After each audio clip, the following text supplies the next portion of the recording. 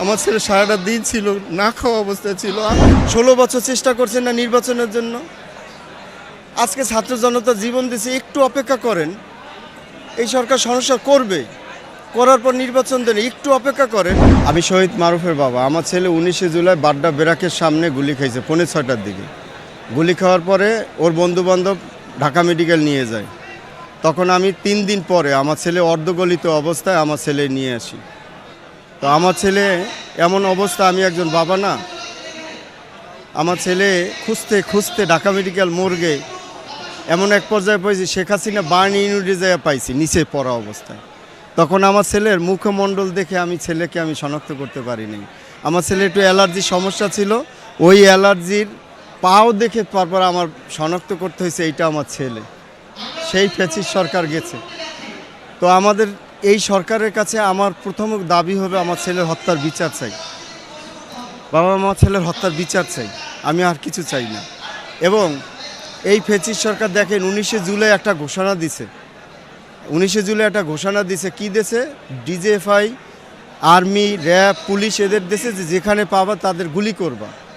আমার ছেলে সকালবেলা গেছে, সারাটা দিন ছিল। বাবারে, আমার ছেলে সারাটা দিন ছিল, না খাওয়া অবস্থায় ছিল।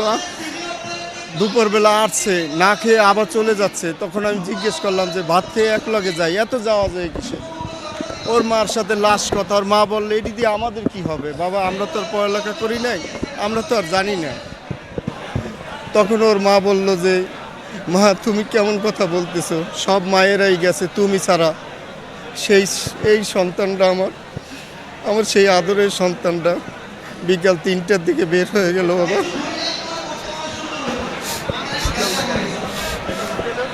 3টার দিকে বের হয়ে গেল। আমি 5:45টার দিকে গুলির আওয়াজ শুনতে পাই। ওরা ফোন দিয়েছে, ওর বন্ধুবান্ধব, ঢাকা মেডিকেলে যাই। 3 দিন পরে অর্ধগলিত অবস্থায় আমার ছেলেকে নিয়ে আসি। আর এই যে সরকার আছে এখন, যারা আছে, যখন শহীদ আছে, এদের বিচার করতে হবে বাবা, আর কিচ্ছু চাই না। এদের কাছে প্রত্যাশা, এরা মারুফের সাথে ছিল, ভাগ্যগুণে আল্লাহ তাআলা রাজি খুশি ছিল, তাকে শহীদি মর্যাদা দান করছে মারুফের, এদের করে নাই। এরা কে আহত হয়ে আছে, কেউ ভালো আছে। এরা যে এসে যে নতুন দল করছে, ওই যে জুলাই আগস্টের স্পিরিটটা এরা ধরে রাখতে পারবে বাবা, এরা পারবে। আগামী প্রজন্মে দোয়া করি এরা যেন পারে। তবে হ্যাঁ, যে কোনো ফ্যাসিস্ট সরকার যদি আবার এই ব্যাপারে যদি পুনরায় জন্মগ্রহণ করতে চায় এই দেশে, যদি এই দেশে আবার মাথা জাগ্রত করে উঠে, তাহলে এই ছাত্র জনতা আবার রুখে দাঁড়াবে।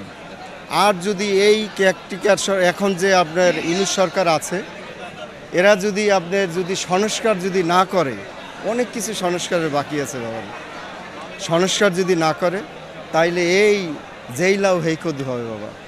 এই আগে যেরকম 16 বছর কাটাইছে, আবার এরকম 32 বছর পার করতে হবে, কিচ্ছু হবে না এই দেশে।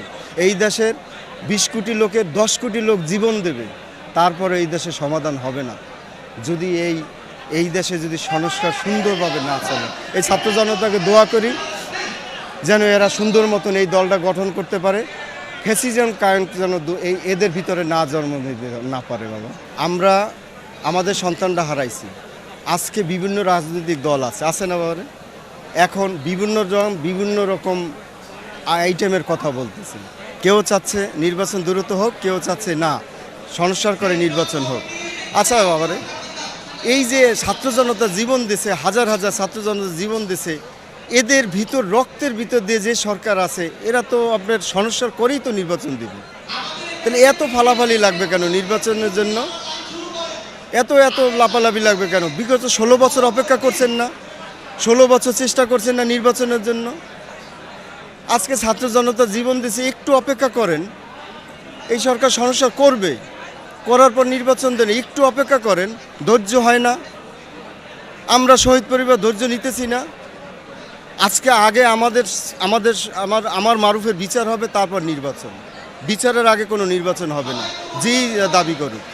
আমি চাই না, এই শহীদ পরিবার পক্ষ থেকে আমি বললাম, সকল শহীদ পরিবার পক্ষ থেকে বললাম, আগে বিচার, তারপর নির্বাচন।